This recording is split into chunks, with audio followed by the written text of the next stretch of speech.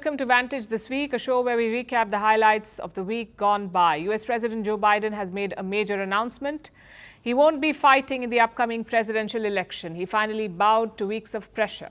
But what was the final straw? What happened just before he threw in the towel? We have the details. So Biden is out of the race, but he has endorsed a replacement, his Vice President Kamala Harris. Harris has hit the campaign trail running, and she's trying to energize younger voters. Washington was trying to get its act back together, but it faced another curveball this week. Some Russian warplanes conducted drills near Alaska, and that set alarm bells ringing because the Russians weren't alone this time. For the first time ever, they were accompanied by Chinese nuclear-capable bombers. We have all this and more lined up for you. Let's get started. I, Joseph Robinette Biden Jr., do solemnly swear that I will faithfully execute the office of President of the United States. But there's more to do, and I'm reluctant to walk away from that. I am running, and we're going to win. And I think I'm the best qualified to win. I beat him once, and I will beat him again. When you get knocked down, you get back up.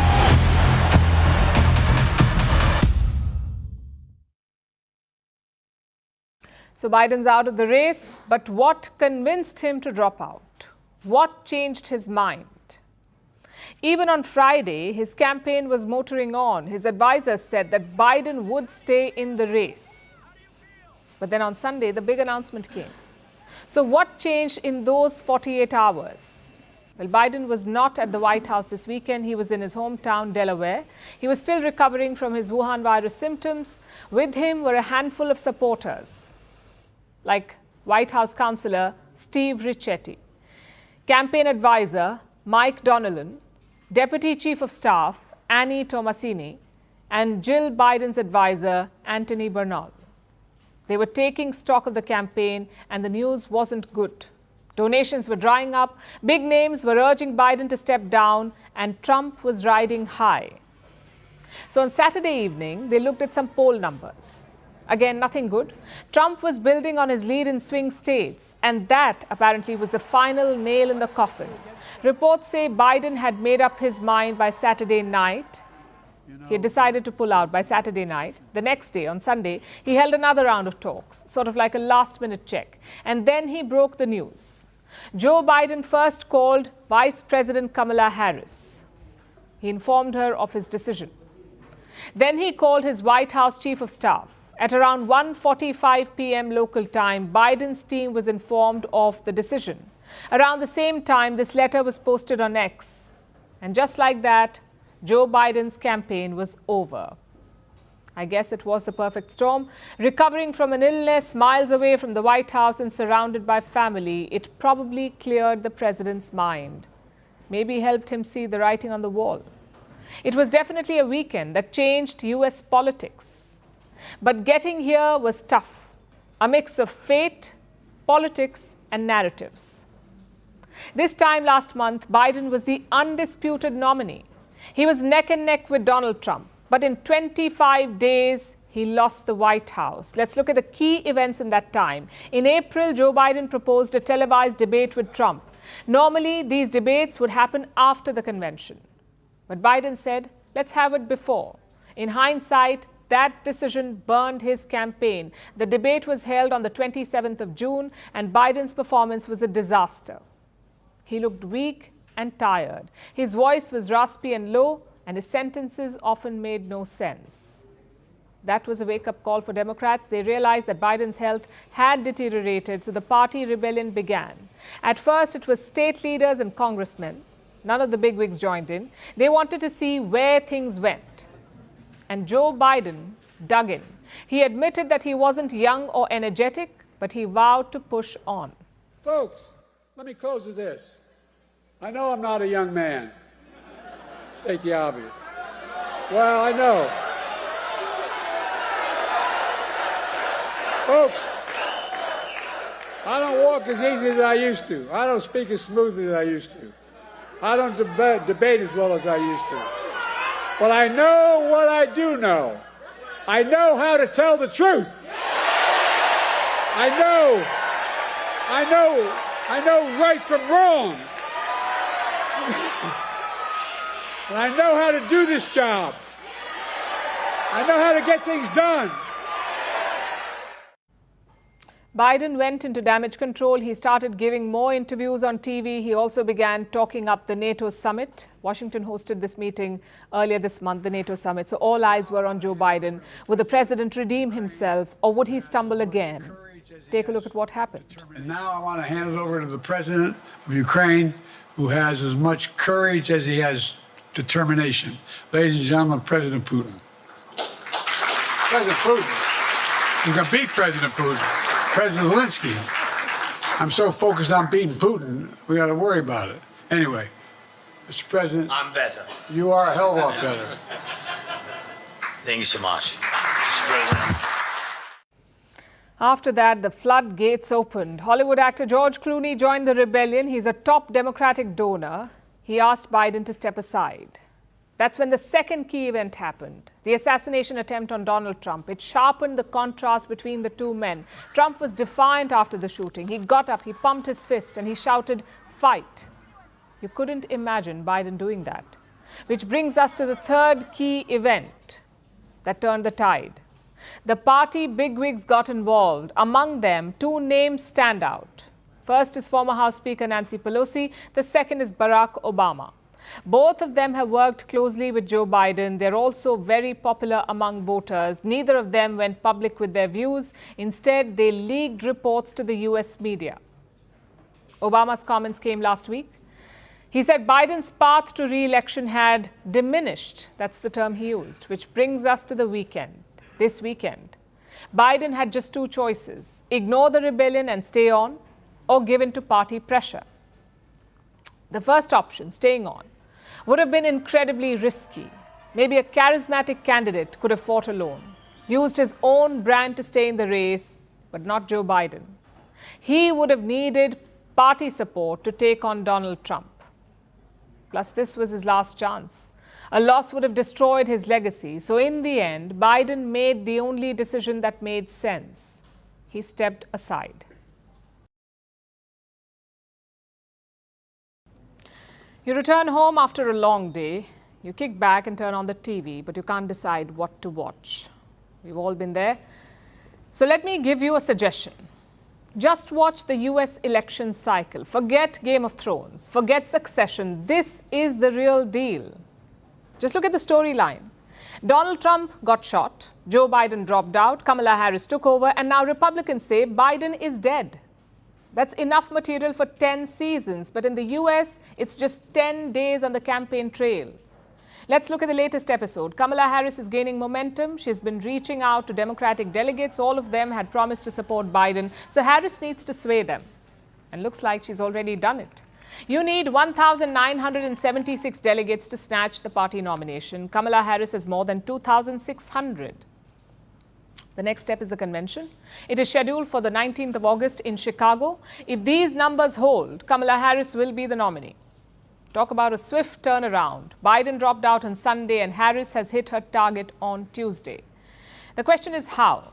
A, because she had Biden's endorsement. So those delegates had an easy choice. And B, because of the party elite. More and more top Democrats are endorsing Harris.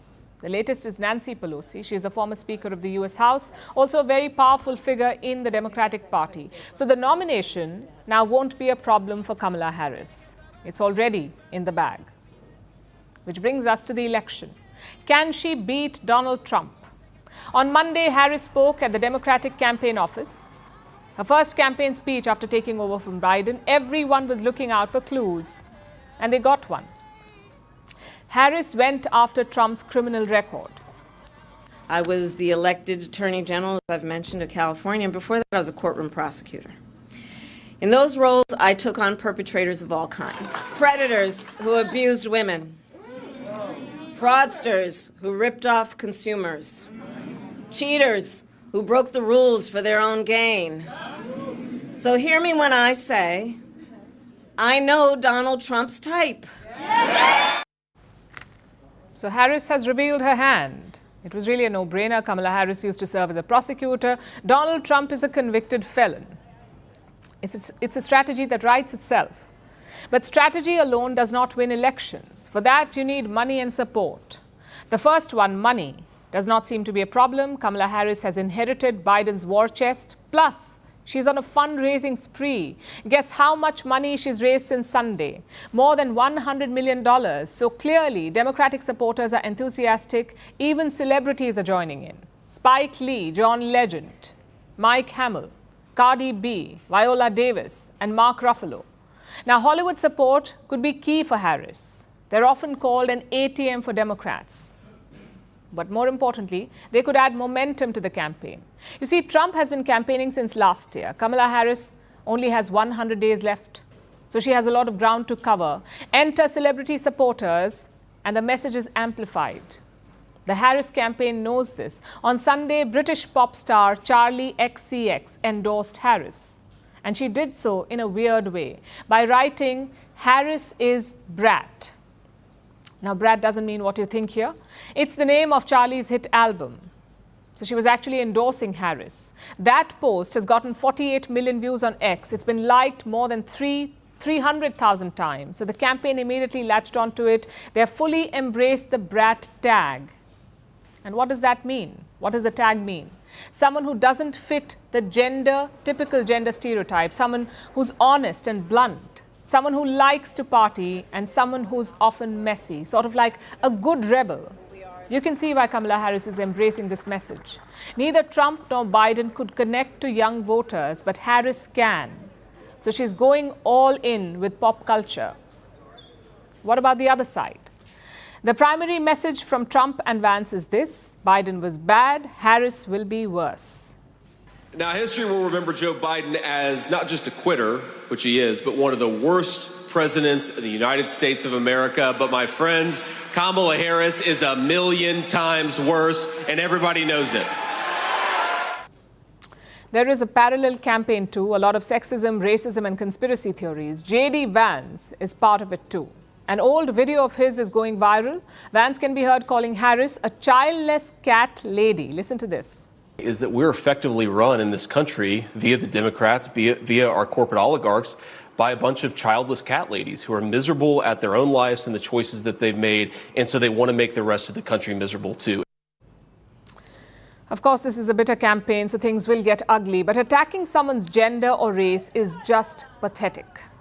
Harris wasn't exactly a popular Veep. Her track record is also questionable, so why not focus on that?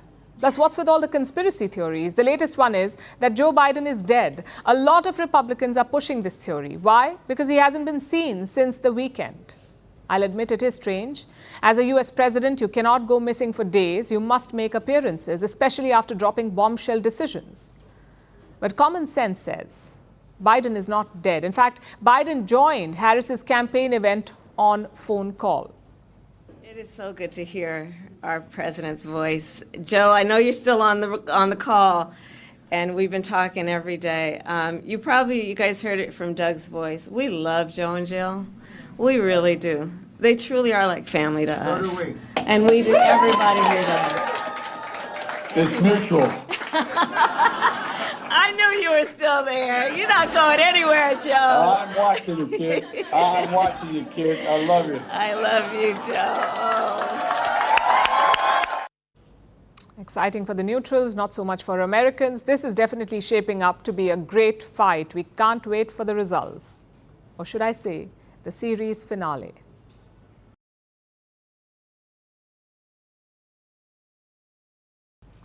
Washington, D.C. wasn't the only American hotspot yesterday. There were also startling developments at the other end of the country. The U.S. was forced to scramble its jets because some unwelcome guests were seen in the west, near the state of Alaska. A fleet of aircraft entered America's air defense identification zone. Aircraft from Russia and China. These were 4 nuclear-capable bombers, 2 Russian Tu-95s and 2 Chinese H-6s. And they weren't alone, of course. Bombers always travel with company. These bombers were accompanied by Su-30SMs and Su-35s. The aircraft were apparently conducting joint training drills. You can see them in this video. The Russian bomber is being refueled mid-air. which is a standard drill to prepare for long-range missions. This video that you see was released by the Russian Defense Ministry. They were rather nonchalant about this whole incident. The US, on the other hand, was not. Let's show you a statement from NORAD, the North American Aerospace Defense Command. It's a joint command of the American and Canadian Air Force, and it is their job to secure the area around Alaska. Now, NORAD detected the Russian and Chinese aircraft. It noticed them entering America's Air Defense Identification Zone, or ADIZ. The ADIZ is the shaded area on this map. Any aircraft that enters this zone needs to notify the United States.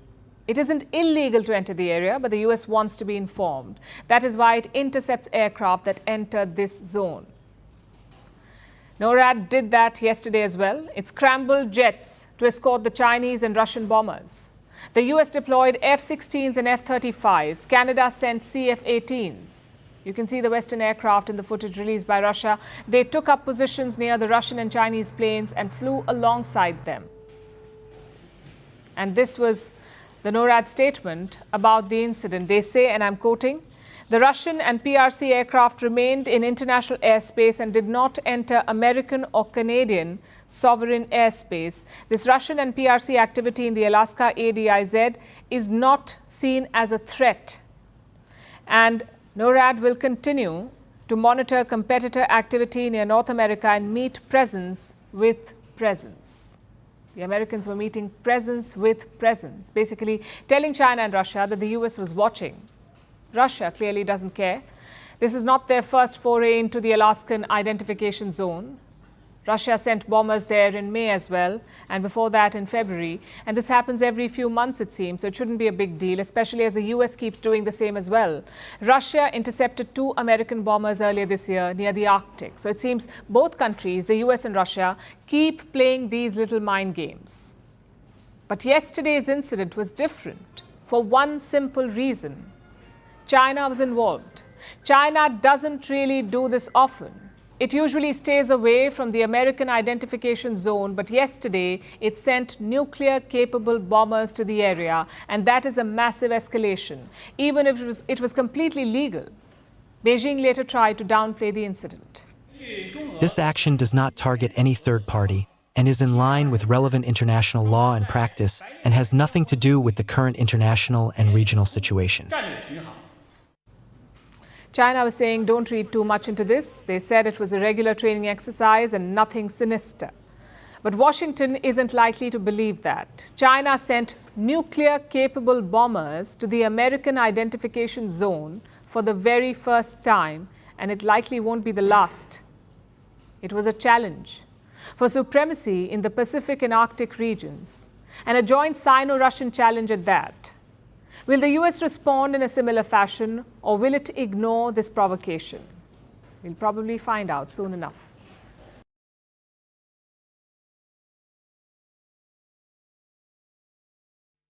Wall Street is bleeding. There was a mass sell-off on Wednesday. Investors lost as much as $1 trillion. $1 trillion in a day. And it may not be over just yet. So what triggered this fall? Artificial intelligence, or AI. It is like a ticking time bomb. Let me show you a list.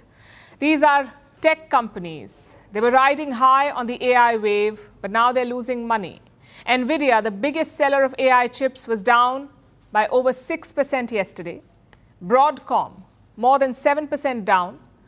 Supermicro Computer, more than 9% down. And tech giants who made big bets on AI also saw losses in Wednesday's trade. Apple dropped by almost 3%. Microsoft, more than 3%. Meta, the parent company of Facebook, lost 5.6%. And Alphabet, that owns Google, lost 5%. The stock saw some recovery today, but the Nasdaq has opened in the red again. It was down by over 200 points about an hour ago. And this is quite a fall, because until recently, there was massive demand for these stocks. AI triggered a rally in the tech sector. Big tech was sold on the promise of AI. They said it's the next big thing. It is the future.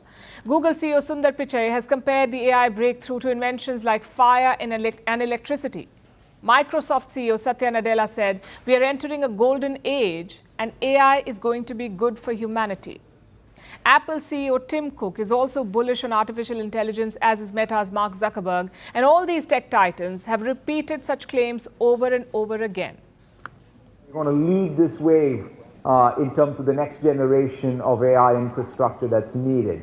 Google Search is generative AI at the scale of human curiosity, and it's our most exciting chapter of search yet. Together, all of this goes beyond artificial intelligence. It's personal intelligence, and it's the next big step for Apple. Big tech went all in on AI, and investors bought into their sales pitch. In the last 1 year, they've poured some $9 trillion into this space, $9 trillion. But now the investors are pulling out. A large number of them are pulling out, at least. They feel that there's a bubble and that the hype around AI is overblown. Now, tech companies are spending billions of dollars on artificial intelligence. They're buying chips, they're buying data centers, and soaking up massive amounts of power just to get their AI services up and running. And the result is this. The expenses of these companies are soaring. Microsoft has spent $14 billion in 1 quarter in capital expenditure. And this spending was driven by AI. What is capital expenditure? It is the money that a company spends on buying physical assets, stuff like chips and servers in this case, which are used to develop AI tools. This money, the money spent on building this infrastructure, is called capital expenditure, or CapEx in short. So Microsoft spent $14 billion in just 3 months. And they're not done yet. They're expected to divert more and more money into AI-related expenses. And the other players don't want to be left behind. They're also trying to match these numbers, if not beat them. Alphabet's capex stood at $12 billion. Again, this expense is for a single quarter, $12 billion. Meta, $7 billion. The company is projected to spend up to $40 billion in the entire year on AI-related capital expenditure. And finally, we have Amazon. They spent some $14 billion, so same as Microsoft. Long story short, big money is being thrown at AI, and the tech giants have no plans to stop. One estimate says that these companies will spend over $1 trillion on AI and related investments in the coming years, which is quite a significant sum. And it's prompting questions from investors. The most pressing question is this: what is the return on investment? Are tech giants making any money? What are they getting in return? And so far, the answer is that they're getting almost nothing. Here's an assessment from Barclays. It expects big tech to spend some $60 billion every year on developing AI models, $60 billion every year till 2026. And what will be the return on this investment? Just $20 billion a year. That is the projection, which means a $40 billion loss. It may or may not pay off in the long term, but as of today, it is becoming a less attractive proposition. Take the case of OpenAI, the makers of ChatGPT, arguably the most popular AI product out there. ChatGPT was launched in November 2022, so almost 2 years back. OpenAI offers 2 versions of ChatGPT. One is completely free to use, and for the other, there's a subscription fee. Now, reports say that ChatGPT has more than 100 million active users, 100 million active users, so OpenAI should be minting millions by now. But that's not the case. OpenAI is in fact bleeding cash. It could lose as much as $5 billion this year. The company could run out of money in just 12 months. And this sums up the problem with artificial intelligence today. It requires billions of dollars in investment, but tech giants have not quite figured out how to make money off it. They don't have a viable business model. And big banks and investors are now calling out the tech giants on this. Consider this quote. It is from Jim Coelho.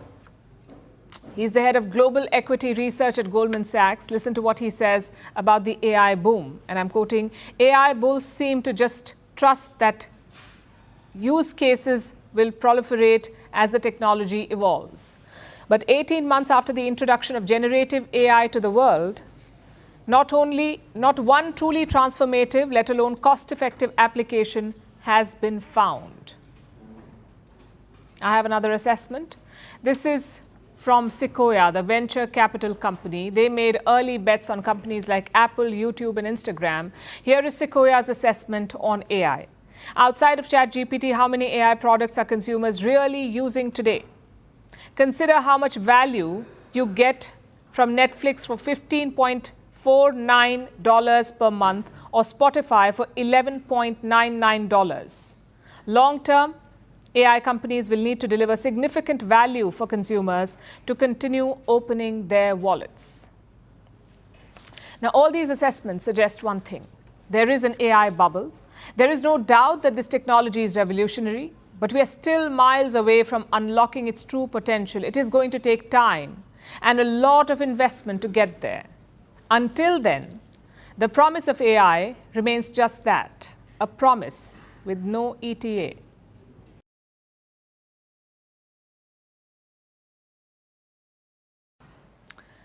Our next story looks at Paris. All eyes are on the French capital. It is hosting the Olympic Games. The Games begin on Friday. Officials say Paris will be the safest place in the world ahead of the Games. But the headlines don't bear this out. There's been a gang rape in the French capital. A 25-year-old tourist was raped by 5 men. No arrests have been made yet. The French police are still investigating. And while this case has shocked people, Paris is no stranger to incidents like this. And it's adding fuel to the political fire there. France's far right blames it on the rise of immigration. Is there merit to this charge? Our next report tells you. It was around 5 a.m. on Saturday. But this kebab shop was open in Paris. It had a fair amount of customers. That's when a young woman walked in. She looked disoriented, she was unable to speak, her dress was partially torn off, and she was wearing it backwards. Soon, the terrified woman asks for help. She tells the staff she's been gang raped by 5 men. The alarmed staff surround her. Other customers try to comfort her. That's when a man enters the kebab shop. He walks up to her and he pats her back. That's when the woman gestures that he is one of the attackers. A customer confronts him. And the man flees. He hasn't been seen since then. When the police arrived at the scene, the woman narrated her ordeal. She's a 25-year-old Australian woman. She was a tourist in the city. And she was raped overnight by a gang of 5 men. Not much else is known about her testimony, but the woman said her attackers were men of quote-unquote African appearance. The French police are now investigating the incident. The Australian embassy has offered consular assistance. She had initially planned to fly back home, but later decided to stay in France. No other information has been provided. It's to respect her privacy. This incident comes just days ahead of the Paris Olympics. Right now, the French capital is almost under a lockdown. There's a huge police presence. 45,000 police officers are patrolling the streets. It's to protect the athletes and all those who will be in the city for the Games. So the question is, how did an incident like this take place amid all this surveillance? And it's not the first such case in Paris. In June, a British woman was allegedly gang raped in the French capital. That incident took place just minutes away from the location of Saturday's attack. In that same month, a 12-year-old Jewish girl was raped in an abandoned warehouse.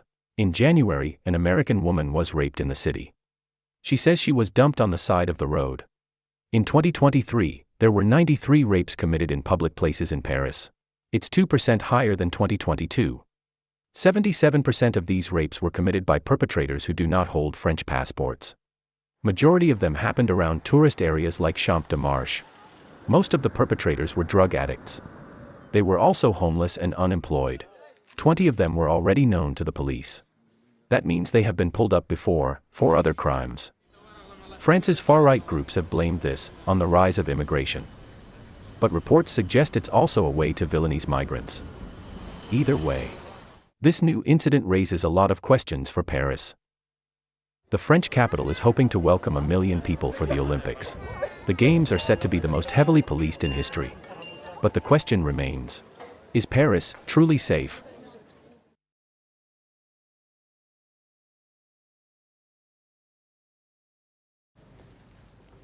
Now we want to talk to the Indian taxpayer, or rather the people who pay income tax. Almost all Indians pay taxes. Every time we buy something, there's always the eternal goods and services tax or GST waiting to take a cut. So almost every Indian pays taxes. But not all Indians pay taxes twice. That special privilege is reserved for about 2% of the population. For those of us in the salaried class, we have the honor of supporting the nation twice over thanks to taxes, directly deducted from our salaries. And then again, when we pay GST on anything and everything. So to the income taxpayers, how are you feeling after today's budget? Many of you would have been waiting with bated breath, eagerly watching for some relief. Well, guess what? Your wishes have been granted, albeit underwhelmingly. First, let's talk about the new tax slabs. Though there's a disclaimer here, this only applies to the new tax regime. There are two tax regimes in India, the old and the new. They operate simultaneously. People can opt for either, but the government prefers that you move to the new one, which is why they only tweak the new tax regime. And here are those much wanted tweaks. For people earning up to 3 lakh rupees per year, congratulations, your taxes remain the same at 0%. You only pay GST and a random cess on everything from oil to education to cleanliness. And that is something all of us must contribute to. But the people earning less than 3 lakhs a year can rest easy, knowing that the taxation stops there. After that, we come to the 3 to the 7 lakh bracket, 3 to 7 lakhs. Those 4 lakh additional rupees will be taxed at 5%. The rate hasn't changed, but the slab has been expanded. It's the same scenario with the new tax slab. 7 to 10 lakh rupees will be taxed at 10%. Earlier, this was for 6 to 9 lakhs. Now, income up to 10 lakhs is also taxed at 10%. The rest of the rates remain the same. Now, all of this may sound complicated, so I'll try to simplify it as much as possible. If your salary is up to 3 lakh rupees per year, not much changes for you. If it is up to 6 lakhs, nothing changes for you. But if it is above that, you get some relief. People who make 7 lakh and above now have to pay 5,000 rupees less per year. 5,000 rupees less per year, which comes to a whopping 416 rupees less per month. Quite the princely sum. It gets better for people who make 10 lakhs and more. They save 10,000 rupees every year, or about 833 rupees per month. That's almost 2 whole 500 rupee bills extra every single month. Whatever will you do with that massive bounty? Well, you could spend it and contribute even more to GST collections, or you could invest it in mutual funds or stocks or some other instrument. It's a way to increase your wealth and contribute to the government coffers yet again. Because today, both the short-term and long-term capital gains taxes were raised. The short-term capital gains tax is now 20%, up from the earlier 15%. So whatever sum you invest, if you want to cash in your earnings in under a year, 1/5 goes to the government. However, if you decide to wait, if you hold on to your investments for more than a year, you will pay the long-term capital gains tax instead. That is also up from 10% to 12.5%. So the government will pocket 1/8 of your earnings. Doesn't that feel good? Knowing that you're contributing to the nation's growth every single step of the way. You see that bridge in Bihar? The one getting washed away every monsoon? Take solace in knowing that you are the one paying for it. And what about those hybrid roads/rivers in Mumbai? You, dear income taxpayer, are the proud funder of this world-renowned infrastructure. This is the government's revenue breakup, its sources of funding. Look at the biggest contributors. 27% comes from borrowings and other liabilities, and then it is us, the income taxpayers. The 2% of us who pay income tax. We alone provide the government with 19% of its total revenue. We contribute more than corporations. They pay 17%. Income tax is at 19%. Add our GST contributions, our cut of customs duties for imported goods, our share of excise duties, and what do you get? about 2% of the population being bled dry to keep the country going. That, dear taxpayers, is our contribution to the country. We pay taxes when we earn money, when we spend money, and even when we invest money. Wherever we go, whatever we do, the government has one hand in our back pocket. So perhaps it's time to take a closer look at where your money is going and demand accountability for every fallen bridge, for every flooded road, for every collapsed airport. Because if we are paying for all of this, we might as well get our money's worth.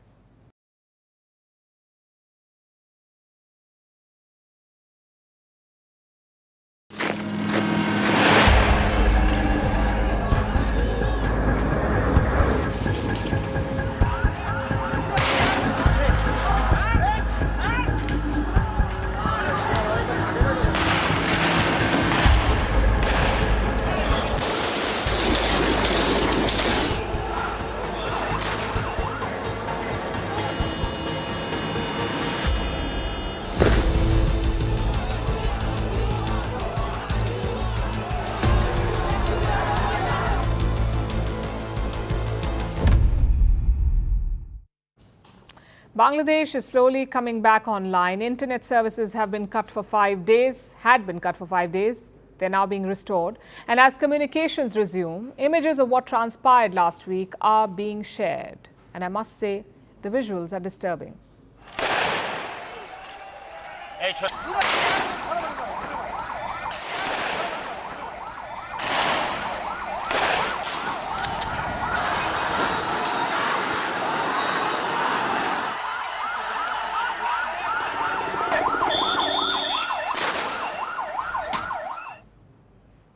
These are pictures from Bangladesh. They show what took place over the last few days. It was like a war zone with violent clashes between the armed forces and protesters. Things are now calm. The violence has largely subsided, and the internet, as we said, has been partially restored. But things are far from normal in Bangladesh. Beneath the return of peace, there's an undercurrent of public anger, which may erupt in the form of new protests in the coming days. The recent protests began as a student movement. They were initially peaceful and directed against job reservations, job quotas. About 56% of government jobs in Bangladesh were reserved for different groups of people, including the children and grandchildren of freedom fighters. This restricted job access for ordinary citizens. They could apply for less than half the jobs on offer. 56% were reserved. And that is why the students were protesting. Peacefully initially, but soon the protests turned violent.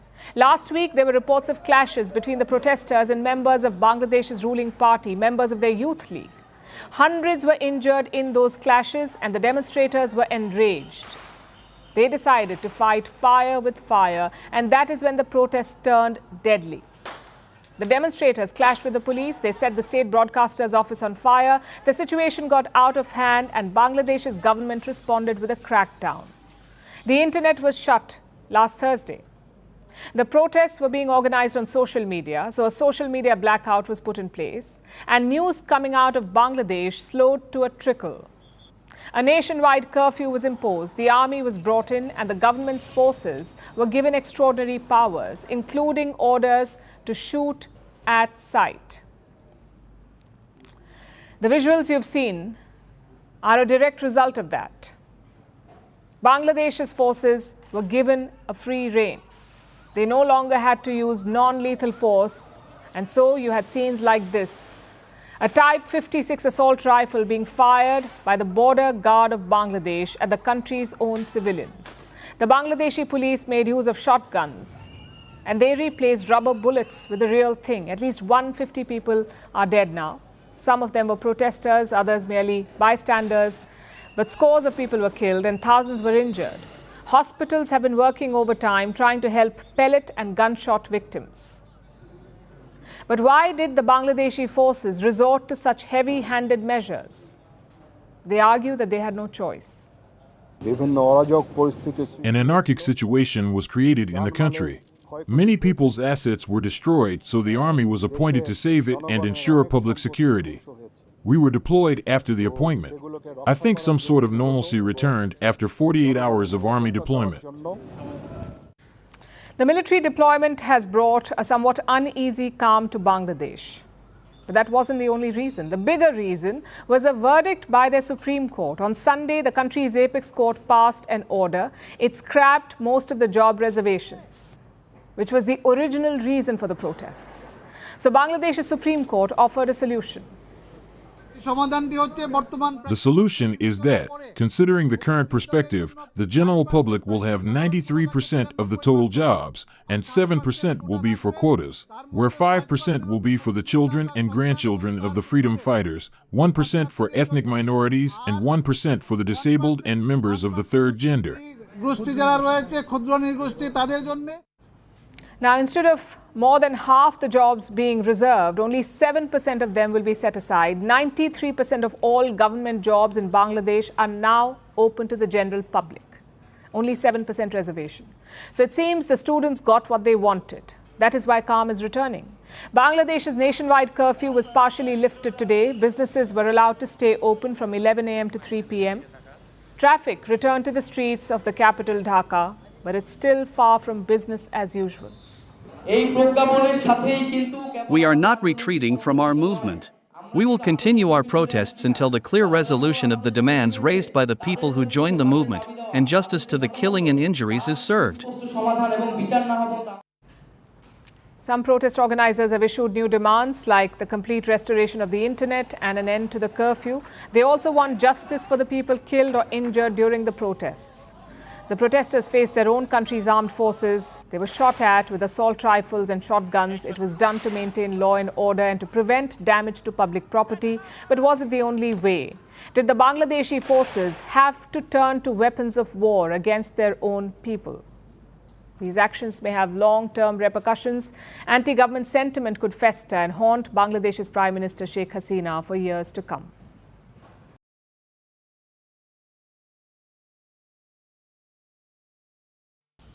Our next story is from Tibet, the Himalayan nation that China annexed back in the 1950s. Tibet is now a so-called autonomous region of China. That name sounds almost conciliatory. The Tibet Autonomous Region, or the Xizang Autonomous Region as Beijing calls it. And this makes it seem that the people of Tibet are largely left alone, autonomous, free to do as they please and live as they wish. Nothing could be further from the truth. Here's one of the latest reports from Tibet. It says China is forcing ordinary Tibetans to shed the symbols of their religion, Tibetan Buddhism. Some of you may have met people from Tibet, and you might recall one of their most famous symbols, the multicolored prayer flags. These flags are visible all over Tibetan settlements. They are hung up outside because it is believed that the wind spreads the prayers and blesses everything that it touches. But now it seems that Beijing wants to stifle these blessings because Tibetans have been ordered to take the prayer flags down. And that's not all. Many Tibetans have a chimney-like structure outside their house where they light incense to make offerings. But China wants them to demolish these holy structures. In the past, China has mostly targeted religious establishments, not individuals. But now even an ordinary Tibetan person won't be spared. And Beijing's assault on the freedom of religion does not end there. They're also going after Tibetan Buddhists digitally. China is banning them from holding online prayer sessions. It is going after people who try and host these sessions. Authorities are reportedly summoning prayer organizers for quote-unquote interrogations. And that's just one part of the oppression. So far, we've spoken about religion. Beijing is also going after Tibetan culture, the unique Tibetan identity. It starts with their language.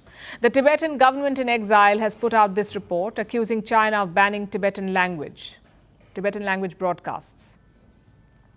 Videos in various Tibetan languages are getting blocked.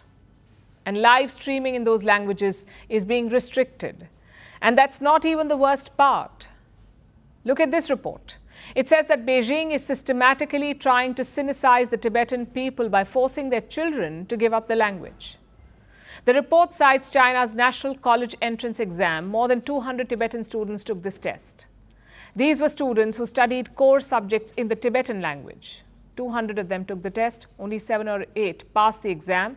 Tibetans believe that the students were failed on purpose in an effort to discourage the use of their own language. It's even worse for younger children. China is closing Tibetan schools on spurious grounds and then forcing young Tibetan children to go to boarding schools run by the Chinese government. They've been described as colonial-style boarding schools. The children are forced to study in Mandarin and kept away from their families, so they can't even learn Tibetan after school. As a result, the children are forgetting their mother tongue. And many older Tibetans are worried that their children will completely be sinicized and that their culture will be gradually erased. All the reports paint a grim picture of how China is snuffing out the Tibetan identity, their religious practices curtailed, their language silenced, and their children indoctrinated. There's a term for this phenomenon, ethnocide, meaning cultural genocide. It's happening to the Tibetans right now. The world needs to do something about it before the entire region truly becomes the Chinese Xizang and Tibet is lost to history.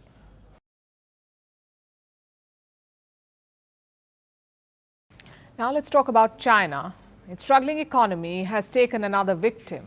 After jobs, housing and the stock markets, luxury retailers are suffering because the sales of luxury goods are down.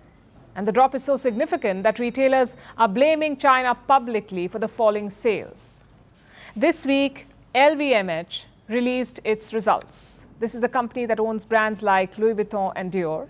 It's the world's largest luxury group. LVMH revenues from Asia are down. In the first half of this year, they dropped by 14%. And one big reason for this is China. Chinese consumers are not spending enough, not as much as they used to on luxury items. And LVMH is not the only one at the receiving end. Hugo Boss is also struggling in China. They say the Chinese market, and I'm quoting, is particularly challenging today. British fashion brand Burberry is not mincing words either. Burberry sales in China have dropped by 21%. The brand says the Chinese market has been quote-unquote weaker than we expected. They say consumer confidence is deteriorating. Swiss watch brand Swatch has the same view. It has seen a 14% drop in overall sales. It says the Chinese market won't improve anytime soon.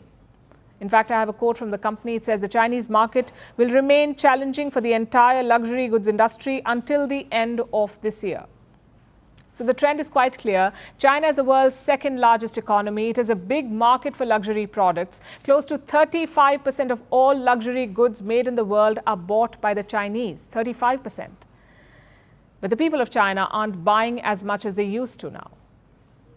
What explains this dip? One reason being given is the state of the Chinese economy. It remains gloomy, growth is down, unemployment remains high. Earlier this month, Beijing admitted that it faces some significant economic challenges.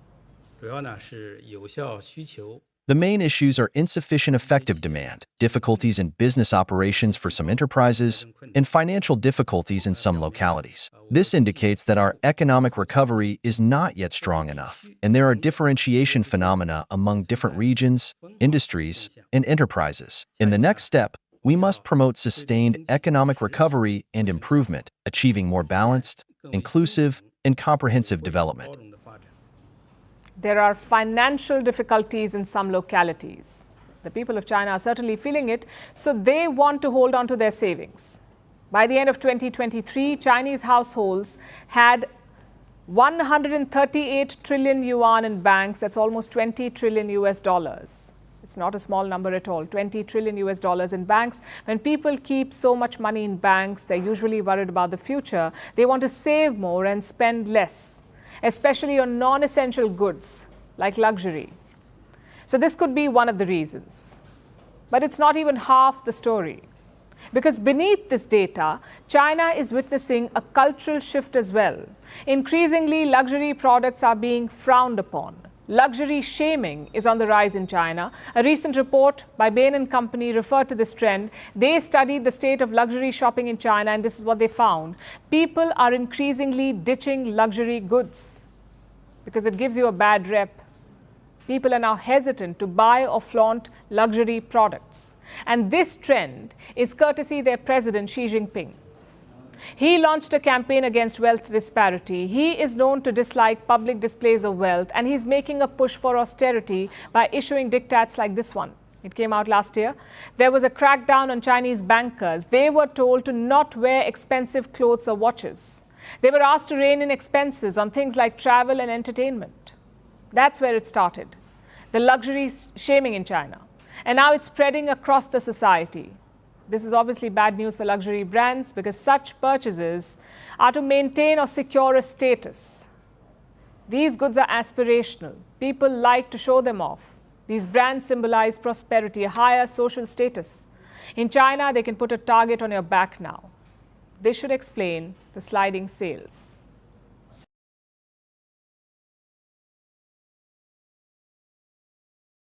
If you've had a tough Monday, spare a thought for the US president who is now serving his notice period. Or the techies of Karnataka who may have to spend 14 hours at work every day.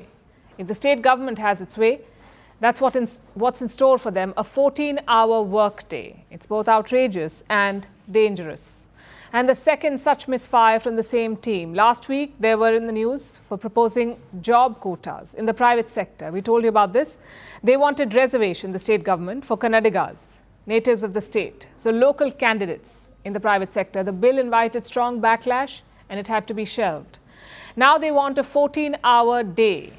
That's a 70-hour work week for people in the tech sector, specifically the IT and ITES sector, meaning information technology and information technology-enabled services, basically your back office or customer support. They may be asked to work 14 hours a day. It is the very definition of inhumane working conditions, and no shocker, it also violates international regulations. The International Labour Organization recommends a 9-hour working day. Indians already have it rough. An average Indian works 48 hours a week, which makes us the 5th most overworked country in the world. Now, Karnataka wants to take it to another level by adding 22 more hours per week. Is this even legal? Well, technically, yes. In India, each state has its own set of regulations about work hours. In Karnataka, this regulation falls under the Karnataka Shops and Commercial Establishment Act. It allows a maximum of 10 hours work per day, including overtime. The government wants to amend this act. At this point, it's just a proposal, but the very idea to normalize a 14-hour work day has triggered people. Perhaps the only person taking it well is Narayan Murthy, the co-founder of IT giant Infosys. Last year, he asked young workers to put in 70 hours a week, which sparked a huge debate. Incidentally, Infosys is also headquartered in Bengaluru, the capital of Karnataka, also known as India's Silicon Valley, home to about 2 million IT workers. And they're not happy with this 70-hour proposal. IT sector unions are up in arms. They're calling it, and I'm quoting, the biggest ever attack on the working class in this era. They've called for a nationwide strike. The opposition is understandable here. Science backs it. Working 55 hours or more impacts health. So working 70 hours will obviously be worse. There are mental, physical and emotional health implications. According to the World Health Organization, working long hours kills 750,000 people each year through stroke and heart diseases. And Karnataka's IT sector already faces these issues. 45% of their employees reportedly suffer from depression, according to this report at least. 55% face physical health problems. Plus, a 70-hour work week will have ripple effects. It will worsen gender equality for one. Women do more unpaid labor than men at home. They will not be able to commit to 14-hour days. They may be pushed out of the formal job sector. Has the Karnataka government taken all these factors into account? If not, they may want to. They may want to also consider some other cases like China. They have what's called the 996. People work from 9 a.m. to 9 p.m., 6 days a week, 996. Now, this has caused widespread protests in the country. Then we have Japan and South Korea, where people die from overwork. More people die from overwork than they do from diseases like malaria. Death by overwork is so common, they even have a word for it. It's called karoshi. Plus, longer hours do not necessarily translate into more productivity. In fact, they can do the very opposite. Long hours hamper judgment, output levels, and interpersonal communication. Workers are more likely to make mistakes. 95 workers see a drop in performance if they do not get adequate rest. So the research is clear. We've said this before and we'll say it again. Each one of us has a different threshold and drive when it comes to work. If you enjoy it, it won't even feel like work, but it cannot be institutionalized. The world over, companies and individuals are in pursuit of work-life balance. Karnataka should not try to head in the opposite direction and squander the advantage and goodwill its IT industry has earned over the years.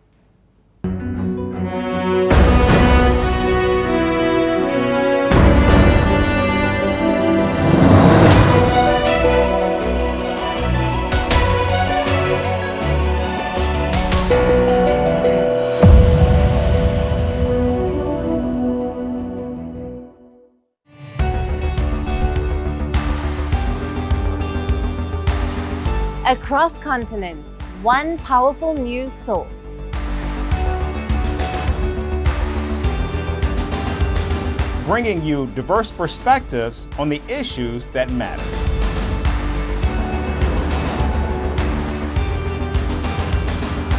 We go beyond the boundaries to give you that little extra about every sporting moment.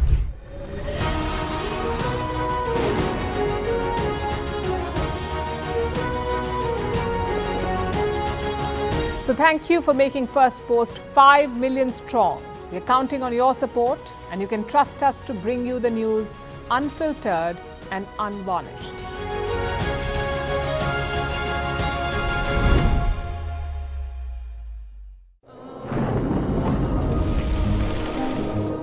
Climate change is on our doorstep. It's time for a revolution to take root. And it starts with 1.4 billion Indians. It starts with one tree for humanity, one tree for Mother Earth, one tree for our future. Project One Tree, a News 18 network initiative.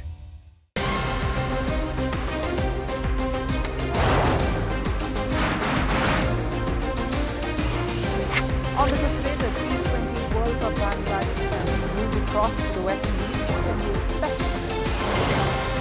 Hello, I'm Alison Green, coming to you from Durban, South Africa. Today we have a special show. Start with a report on India's shifting nuclear posture. For the first time since India officially became a nuclear power. Hello and welcome to Firstpost America. I'm Aaron Ham, coming to you live from the nation's capital, Washington, D.C.